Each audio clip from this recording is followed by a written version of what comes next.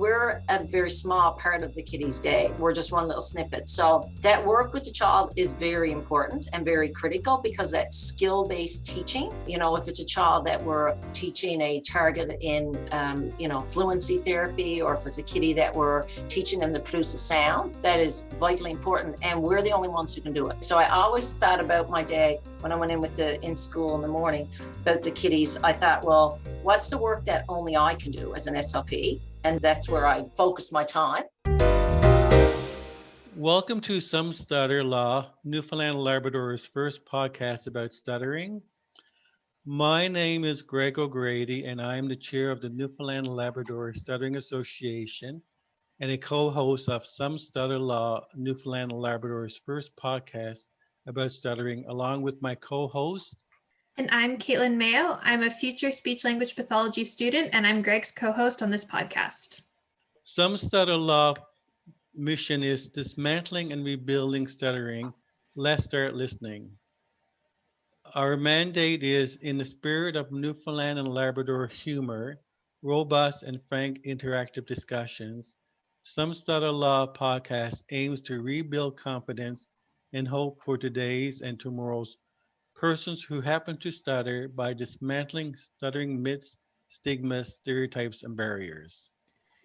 The objectives of Some Stutter Law podcast are supporting, raising awareness, and increasing understanding and acceptance of stuttering, providing people who stutter, their families, professionals, students, and the general public with current information, research, and resources about stuttering, and promoting the NLSA mission of advocacy and support for people who stutter. Today, Some Stutter Law welcomes Kim Lawlor. Kim is a program specialist, student services with the Newfoundland and Labrador English School District, the NLESD. So Kim, tell our listeners audience a little about yourself. Sure. So I am currently working as a program specialist, yes, with the NLESD, but I'm a registered speech-language pathologist, and I began my career in speech-language pathology 28 years ago. So right now I don't work directly with students in working on speech and language, but I do work together with the 45 speech-language pathologists that we have here with the English School District. So what we call team lead. So I lead that group. And one of the things certainly that we're focused on this year, we're very happy, is looking at ways to provide support, I guess a different and improved support for students who stutter. So we, over the past couple of years, we've picked areas of focus, and leading into the fall of 2021, we're looking at focus, a new focus core group, I guess, on helping students who stutter. So I know, Katelyn, you're getting ready to start your career in speech-language pathology, and I began mine in Western Michigan University in Kalamazoo, Michigan. So, it was 31 years ago, I went off to Michigan to do my master's in speech-language pathology. So, certainly a lot has changed since that time, but, and we've learned lots, and certainly in the area of stuttering, we've learned lots, but I've also learned that, some of the, I guess, core research that was done in stuttering, was done by Dr. Charles Van Riper, longer than that ago, 50, 70 years ago. That still is threaded through the current research. So that's been, very interesting, I guess, for me as an SLP to reflect on that. And that is where I guess, began my interest in stuttering, was when I went to Western Michigan University. And little did I know when I showed up there that it was that I'd be, that I didn't know who Dr. Charles Van Riper was. And when I showed up at that clinic, I thought, well, I should find out who this guy is. His name is on the building. He must be pretty important. So I sought him out and went to visit him at his house. So that's where my interest began in stuttering, when I met him. That's great, Kim. Kim, you're one of the 17 speech-language pathologists that took the Fluency Plus Program certification course through the Speech and Stuttering Institute in Toronto last month. And first of all, Kim, I would like to extend a sincere thank you to the Speech and Stuttering Institute, the Newfoundland Labrador English School District, and NLASAPA, Newfoundland Labrador Association of Speech-Language Pathologists and Audiologists, for financially supporting sending 17 of our province SLP to this program. Kim, how did you hear about this program, and tell us why you decided to take this program? So we received email correspondence, of course, on lots of professional learning. And I believe it was NLASAPA that put that in our broadcast email, that there would be this opportunity. And of course, with the changes in how we are interacting and delivering professional learning with COVID, that has opened up the opportunity to participate in these types of events virtually. And the NLESD was able to support 10 SLPs, which was fantastic, because I think, pre-COVID, I don't know that we would have been able to have that level of support to send 10 people to Toronto, certainly. So when we saw that opportunity, we sent out an expression of interest to see how many SLPs in Newfoundland, Labrador, in the school district, because that's where I'm working, were interested. And we did get, including myself, there was 10 of us, and it was wonderful because we have people from all across Newfoundland, Labrador. So we have a really good representation in all regions. So that was what we hoped for. And we did certainly get that interest. So, we all attended the training session, which was fantastic. It's a very, well put together professional learning package. So we really all found it very beneficial and enjoyed the interaction. And it was even, I guess, if we look at ourselves as a team, and here in Newfoundland, Labrador, the SLPs outside of even the English School District who attended, now we have that whole network of colleagues that we can all work together to support people. Kim, can you tell us a little about the Fluency Plus program?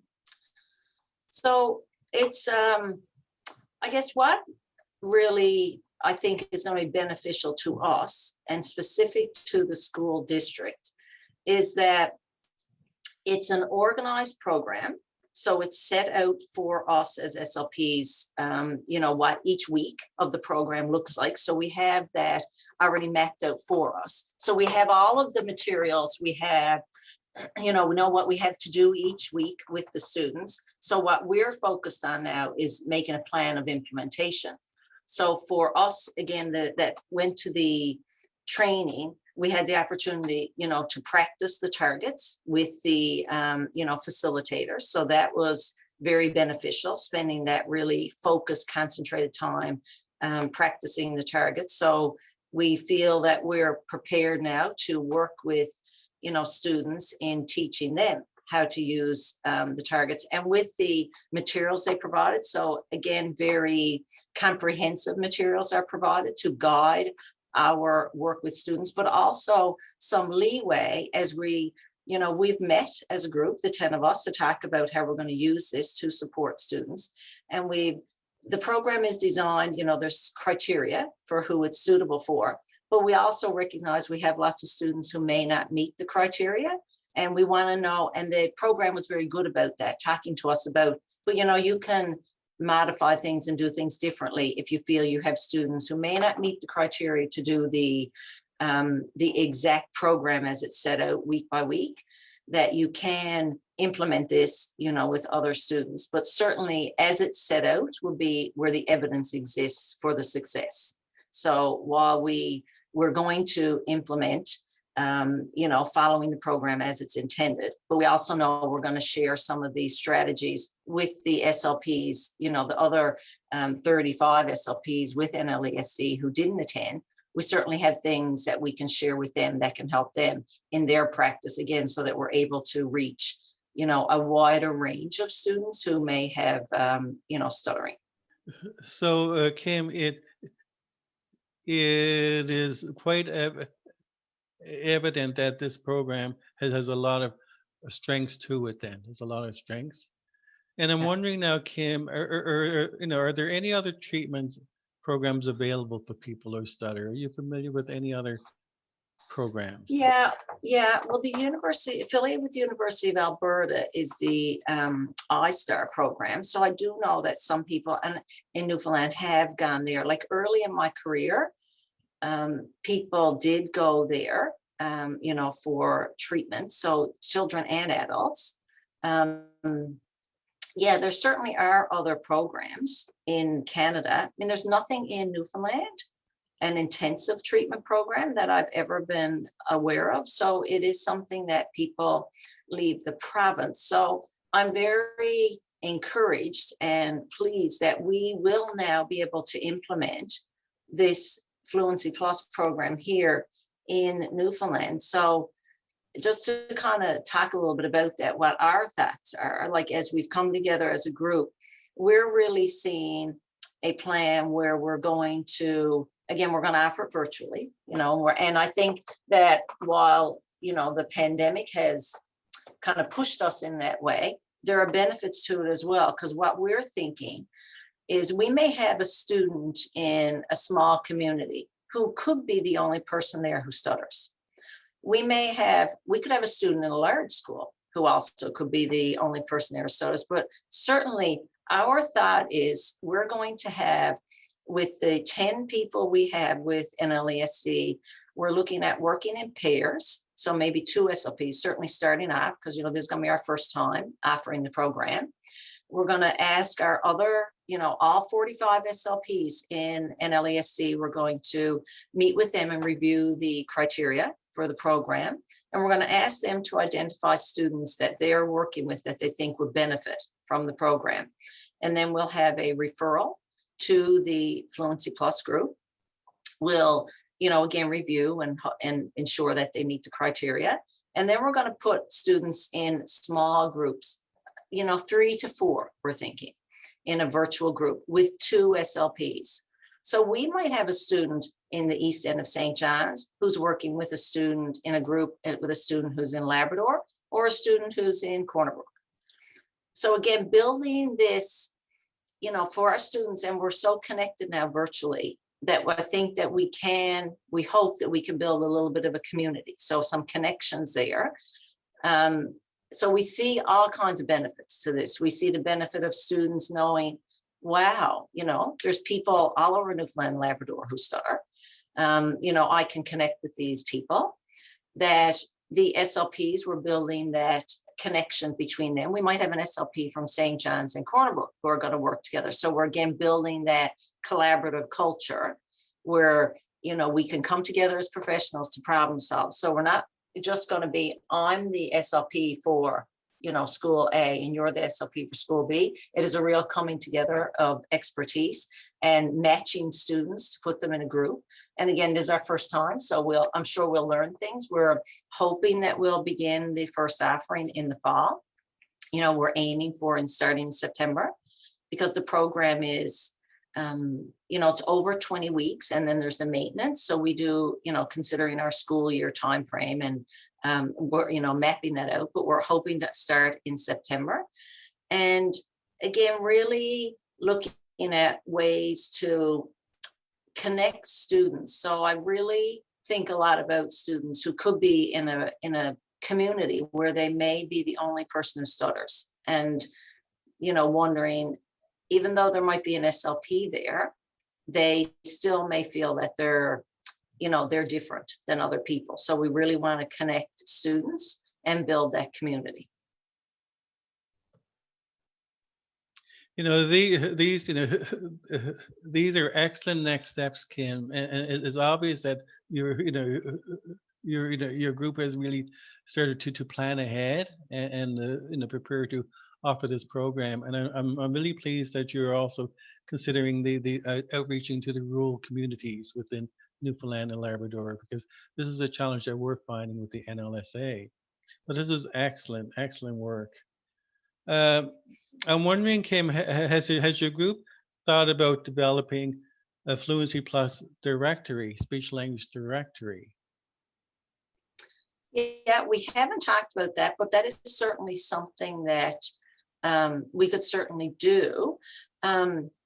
One thing that we talked about, that again, to kind of promote awareness that we do have SLPs now trained in this approach, is that we were planning to develop, maybe a poster to put in schools. So again, it's interesting, one of our SLPs, shared some of their personal experience and saying that they may not have sought out the SLP. So we could have a student in high school that maybe our SLPs aren't aware of is a person who stutters. So we also wanted to get the information out there to say, so a student might see a poster in their school, letting them know, oh, look, there is, and with some contact information, or someone perhaps, again, we're in the very initial stage of that. So we may say, contact your school guidance counselor or whatever. We want a way for a student to be able to reach out, so that if they have self-identified as a person who stutters, but may not be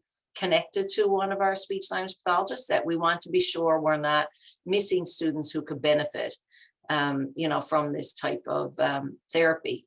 So I think that, it would be, a good idea. And I guess I only know the 10. I mean, I do know the, some of the others who went, because again, it's a small community in Newfoundland, Labrador. But I think that might be a good idea. I don't know if, NALASAPA or Provincial Association, or even, the NLSA, if that's something that people would be comfortable having their name on a website, so that the public is aware and can, reach out to someone, or just to know who to contact to get more information. So that might be something to consider, in the future for sure, as to how we can, move that forward, to get the information out there, I guess. And our poster idea is kind of in line with what you're thinking there, but might not get it out to enough people, I guess, just the posters in schools. So something to think about. Sounds great, Kim. I'm sure Katelyn has a few questions for you as well. Of course. The first one that I just kind of wanted to touch on, you spoke a lot about how you're working with SLPs like collaboratively, how you want to do that. And I feel very strongly about collaborative work within like multiple SLPs working together or other professions. Do you think that kind of collaborative work is something that should be kind of more emphasized? Would we benefit from that in the field? Yeah, definitely, Katelyn. So, when I think about my, career and collaboration is a lot of work, right? Collaboration, you have a common goal, but you might not all agree on how to get there, what you're going to do. So when I think in education, like certainly as an SLP, I think that I'd be highly ineffective if I didn't collaborate with the teachers, all the teachers involved with the student, maybe the guidance counselors, the school administration. I mean, now here at district office, I, collaborate with all the people that work here in the district office to support schools. So definitely, yes, that as you begin your career in speech-language pathology, and depending if you work in, a public or private sector, and if you work in health, it will be different than in education. But I think that in Newfoundland and Labrador, we've really worked hard as SLPs to collaborate as a profession. We're relatively small group of people. We're a relatively new profession. When you think of other professions such as, teaching and, medicine, there's been hundreds and hundreds of years of research and people practicing in those fields. Speech-language pathology is relatively new. So together, in my career, even the changes, the advances that have been made, and in such a vast area, if I think of all the different age groups, all the different disorders, and challenges that we may be supporting people with, it's really hard to keep, up to date on everything. So I rely on my colleagues. I rely on being able to reach out to someone in healthcare to go, gosh, we just now have a new student, and the student has, whatever diagnosis, and really like talk to you about that. How have you worked to support that student and that family? So yeah, definitely collaboration. And I would think that in your program at university, that will be very emphasized, because I think that everybody recognizes that, we do have to work together with other professionals to ensure success of the people that we're supporting. Absolutely, yeah. And just kind of speaking more about your experiences in general as an SLP, what made you want to pursue a career in SLP? I always love asking that question to people. Yeah, I think about that, and I don't know. I can tell you, from the time I entered university, my very first semester at Mon, I knew it's what I wanted to do. I don't know what led me to that, but I knew as soon as I went to university, and then I began, similar to you, studying linguistics. So that kind of piqued my interest, that, study of language, that really piqued my interest. So I was very clear. And I also really knew I wanted to work with school age population. I knew that I wanted to do that. And then as I, made my way through grad school, as I kind of said at the beginning, I didn't go there thinking, wow, I really have this interest in stuttering. But when I got there and I did my first course in stuttering, I knew, wow. And then when I met Dr. Van Riper, that, did it for me. And I started reading his work. And again, we've learned so much about stuttering over the past 30 years. What I knew, what I learned, even though there's still a lot of things, which is what I liked about the Fluency Plus program, is that so much, as I did that training, I could see so much of Van Riper's influence and work in that, which is the gold standard. When you think there's researchers out there in every field, and his work is really what, sparked other researchers, and we've certainly learned more. So that when I saw that, and as I read the information, and as we practiced targets and, did that work, I could really see the work of Van Riper in that. So I thought, okay, this is, the evidence is there to support this. But, once I got into the work in speech-language pathology, and in that graduate program is very different, I found, from other university work, and that it's very, very focused. So, you get that really in-depth experience and knowledge with a topic when you get into a course. So when you get into a course on stuttering, or a course on childhood language, or on voice disorders, you get really, what I like, down in the weeds of that topic. So you'll really come to know very quickly the things that you are really interested in, and the things that you go, oh, that's probably not where I'm going to, spend the next 30 or 40 years of my work. But I think you'll love it. I think so too. Yeah. And what would you say is the most rewarding part of, I know SLP is just a very rewarding profession. There's a lot of different things, but what would you say is the most rewarding thing that you've experienced? Oh, working with children is very rewarding, but working with the children, but also working with the adults supporting the children, because we'll spend such, as an SLP in schools, we're a very small part of the kiddie's day, right? We're just one little snippet. So that work with the child is very important and very critical, because that skill-based teaching, if it's a child that we're teaching a target in, fluency therapy, or if it's a kiddie that we're teaching them to produce a sound, that is vitally important. And we're the only ones who can do it, right? So I always thought about my day when I went in school in the morning, about the kiddies. I thought, well, what's the work that only I can do as an SLP? And that's where I focused my time. And then I thought I did have to spend time collaborating with the people in the building, because I was going to be gone then till the next week. So that working together with a team, and seeing then how they can help support that child, that's also very rewarding. So you always think about those moments with the little kiddies. And my very first client I had in grad school was a little 5-year-old boy who stuttered. And those, I never forgot him. I never forgot him. So there's kiddies that you'll never forget when you work with children.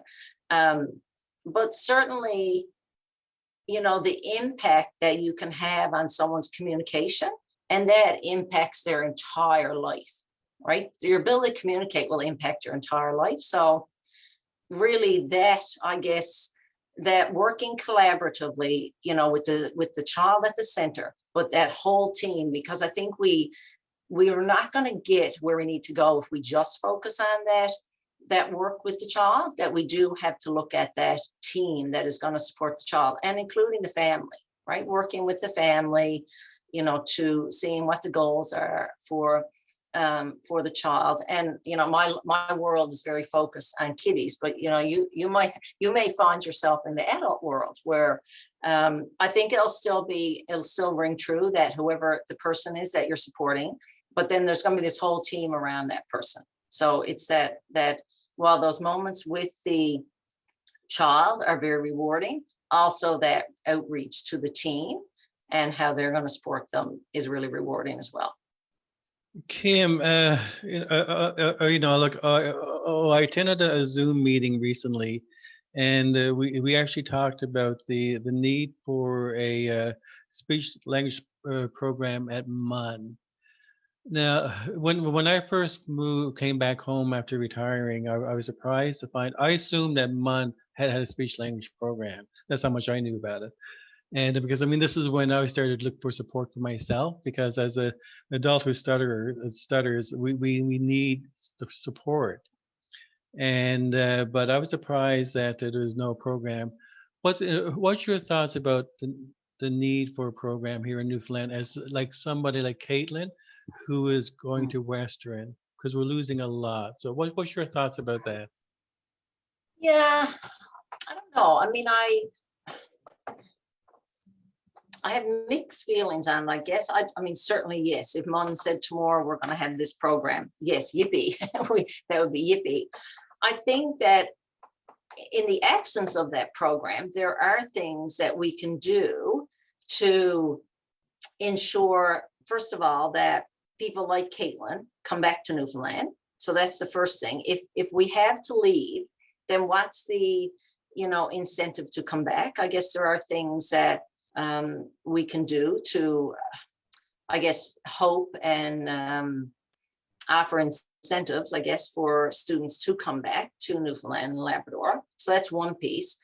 And I guess in the absence, again, if there isn't a program, which there isn't right now at MUN, is having somewhere for students, so like Katelyn, to be able to, in her degree, so if it's a Bachelor of Arts or Bachelor of Science, ways to connect with speech-language pathologists, and ways to maybe, I know Nalasapa goes and speaks at, in some of the linguistics courses. So while we don't have a program, I think that's really important to make those connections. So when I'm speaking to students in the Faculty of Education, I often talk about fields in special education in general, of which, of course, the one I talk about the most is speech-language pathology. So in the absence of that program, I think that we have to ensure that we're really connected as a community with the university to allow students the opportunity to learn about the profession. We often hear at NLESD, we have lots of student volunteers. So students, maybe Katelyn may have done that as well, I'm not certain, who come and shadow our SLPs, so to see what the profession is like in schools. So I think those partnerships are really critical in a world where we don't have that graduate degree here. I think that we need to ensure we are making those connections with students and with some partnerships with the university to further the profession. So there's research that's happening at MUN. So I think there's ways we can further the profession and help students in the absence of that degree program. I think that we can do that. And then also, encouraging, students like Katelyn to come back to Newfoundland, to keep a very close eye on what the job market is like in Newfoundland, Labrador, which, there will be considerable job opportunities in Newfoundland and Labrador in the coming years, just because of the demographics of the SLPs and when most of us were hired. And again, it's a young profession. So, there's lots of things, again, with these connections with the university and through, community groups like NLSA, that we can keep that, again, back to collaboration, that we can collaborate so that we are ensuring that we do have a workforce to meet the needs of individuals here. Yeah, I agree. I just wanted to throw in my own little thoughts on that. Just because in my experience with I just finished my undergrad in linguistics, and there's a lot of really strong connections with the linguistics department and the LASPA and the NLSA and different SLPs and things in the community, but it doesn't extend beyond the Department of Linguistics. And we're a small department, and there's a whole school of other people applying to speech pathology, and I just don't understand why. Yeah, so maybe it's something that we need to do better, looking at how to promote it in other areas. So again, like I try to, when I have opportunities at the Faculty of Education, to bring it up, but yeah, I think you're right, because we would probably have lots of students doing a Bachelor of Science with a major in psychology or other majors. I mean, there's lots of others who may not have that opportunity. So it's interesting your perspective, Katelyn, as a student, and how, you were able to have those experiences, but maybe other students may not be aware even, or even if they're aware, they might not know how to connect with someone to have those experiences. And even, I think a lot of the graduate schools, are looking for that time that you've spent time with an SLP, you've had some volunteer time and explored the profession. So yeah, we do. I think there's room there for improvement for sure. Yeah, what I've seen a lot of is I have seen psychology students show up in linguistics courses because they need to get those prereqs. They kind of have an idea. But in my, just like looking at the orientation of my program for next year, a lot of people from other schools have like anatomy, physiology degrees.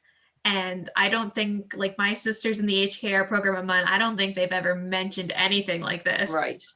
Yeah, so you're right. I'm sure there's a lot of work, and, hearing from students. I mean, maybe that's a piece that we haven't done a great job with. Maybe as in in the last time might be something to consider, is to broaden the scope so that we're hearing from more students, post-secondary students, to see what we can do to help support. And, again, it's all a common goal, right? There's the common goal is to, provide that support to the public, speech and language support to the public. So ensuring that we have, access to qualified and trained professionals is critical to that. So maybe that is another PR piece, I guess, that NLSPA may be able to explore further.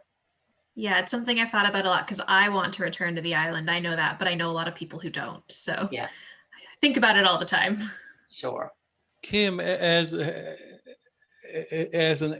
SLP, what are your thoughts, Kim, about the emotional below the surface of the iceberg component of stuttering? What are your thoughts about that? Because I mean, for me, as an adult person who stutters, this is one area that really needs to be addressed, and this is a challenge for a lot of SLPs.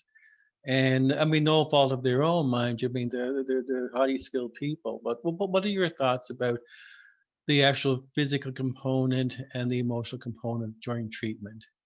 Yes, so you have to have both. I know that in treatment we do have to, look at both the physical part, that fluency shaping or stuttering modification. We look at that, but that's only one part. So the emotional component has to go hand in hand. So addressing that at the same time, is really critical in therapy, certainly. And, it is something that many SLPs will, have some challenges with doing the emotional work with people who stutter. And, certainly, I would defer to you, Greg, as well, to share your experiences, right? So to help us learn, well, what are these experiences and what are things we can do to support further? But it is a big component. And like I guess in my practice, when I was working with kiddies, I, did rely a lot. I often went to the materials and the Stuttering Foundation of America's website, and they do have lots of information on working with emotions. And again, my experiences with, little kiddies. So it always was a part when I was working with kids.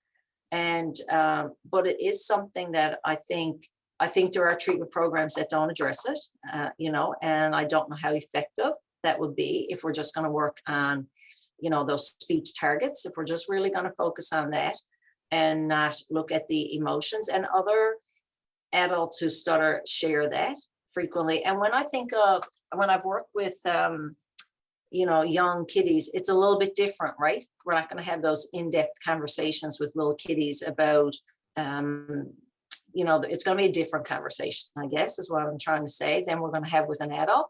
But it still has to happen. And I always think of, when I was in grad school, there was one of the fellow students was a person who stuttered. And I remember him saying that, when he was a child, if he fell and got hurt, somebody went, oh my, are you okay? What can I do to help? And he said he can still remember, walking in a room and going to speak to family members and really having a lot of difficulty speaking and blocking out a word, and nobody acknowledged it. And I thought, okay, and I always remember that was 30 something years ago. And he shared that.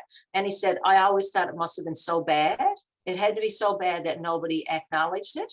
But he said, if I fell and got hurt, somebody immediately came over. And he said, that was so difficult for me. And no one said, oh my gosh, I'm so glad you told me that about, today when you're at school, and focused on what he said, not how he said it.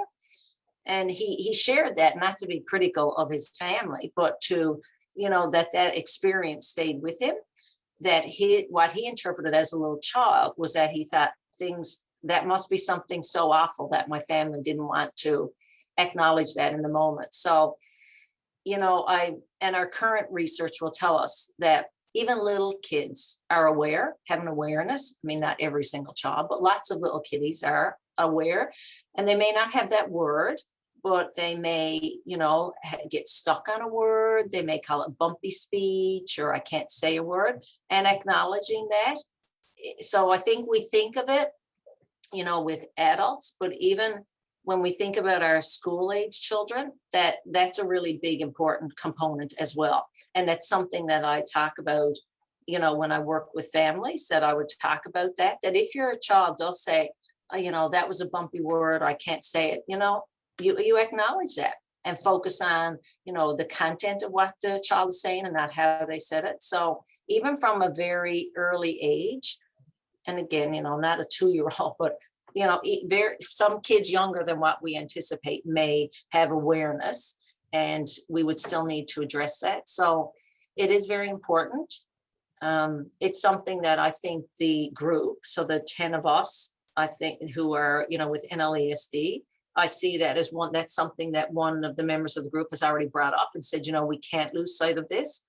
We have to, in addition to the sessions where we're going to be really focused on speech targets. In addition to that, one of the individuals said, we really need to look at how we can offer, I don't know if we're going to call the support group, but that kind of a concept that we're going to deal with the emotions and try to talk about, supportive outside of speech targets. So we said sometimes can get really focused on speech targets as SLPs, but again, that has already been talked about, that we need to incorporate that. We're just trying to figure out how we will do that, but we certainly all agree that it has to be a component. We can't just work on, speech targets for 20 weeks and not deal with the emotions and figure out how we're going to support, our students emotionally as well.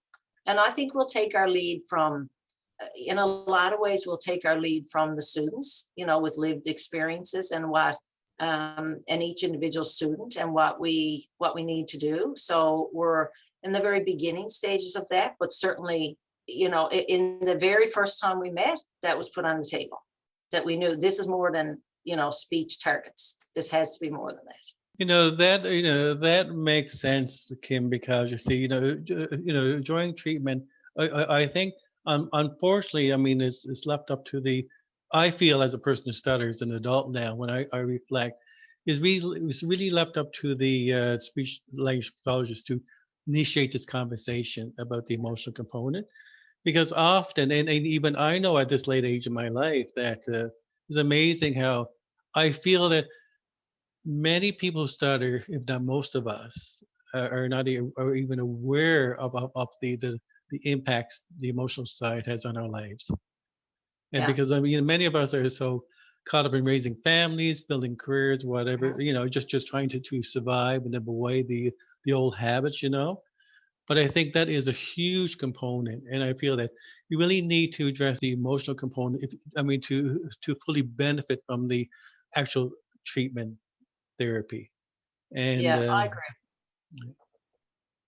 Yeah, and I agree absolutely that is, and that's very interesting, that you say that as an adult, even, and many adults may not even be aware of that emotional component. So, all the more reason for us to, find the way that we can be supportive in that role. And I also, again, we're at the very beginning stage of those conversations, but I also think that, some conversations maybe with our colleagues, in psychology to talk about, just to brainstorm. And again, that collaborative piece, maybe there's a role there of, working together, to support the students. So we have our educational psychologists too. So maybe there's a role there. We know we need to explore this, just where it will go, I'm not really certain, but I do think it is the role of the SLP. But if we need support, to address this, or maybe if we get into conversations that seem to be beyond the capacity of an SLP, maybe we do need to bring in one of our educational psychologists to help with, if there's a bigger role for counseling or a guidance counselor. So absolutely, that we know we need to do this. We just need to make a plan as to how we're going to move forward. But it was really interesting that in our, our first come together as a group, that was put on the table. So I'm glad that we recognized it early. We just need to now, make that plan so that we can have a very comprehensive approach to working with students. I mean, I'm very hopeful and very encouraged by our, the momentum that we have. And that's what we've said as a group. We need to, we're very focused. We have our meeting set to make our plan so that we're ready to start in the fall. Like we all agree, we don't want to wait. We knew that we couldn't start right now. I mean, I'm sure people are implementing the strategies they've learned with students right now, but to really start to offer the program as it's intended in its entirety, that we want to, be ready to start in September. We want to have all our documentation organized. If we need consent forms, if we need information for families and schools, we're going to have it ready so that we can begin our work right away in the fall as soon as we can. Excellent. Just listening to you, Kim, I'm thinking back when I was growing up in Gander and Harbor Grace, Carbonaire, those areas. My father stuttered, and I have 3 other brothers that stuttered as well, but nobody ever talked about it. Nobody, and I guess back then, we had no insight. It was just happened. But unfortunately, my experience, because I knew, as you were saying, I was different, bumpy speech, whatever. So I started to withdraw more and more. So I hid it. I became a covert stutterer for years and years, and that does affect one's sense of identity, confidence, and but anyhow, but you have a lot of wisdom, Kim, and thank you very much for sharing your wisdom with us. And thank you very much for your group as well, for being trailblazers in this whole area of bringing specialized treatment to Newfoundland to help people who stutter and our families. So, I really applaud your group. Kim, we do have a great team. Katelyn, do you have anything else for Kim? No more questions. I just want to say thank you. I learned a lot. It's just the whole point of this podcast, so I'm really happy. Great. Thank you, Katelyn. It's amazing, Kim, as well. I keep saying to the various guests that we have on our podcast, I'm learning so much about stuttering as well. There's so much to be known and so much to learn about it that I'm in awe as a senior, So, but anyhow, so I mean, I feel very positive about the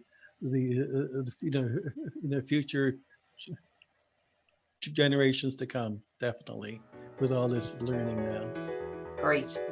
Some Stutter La, Newfoundland and Labrador's first podcast about stuttering, has so much to talk about. Let's start listening.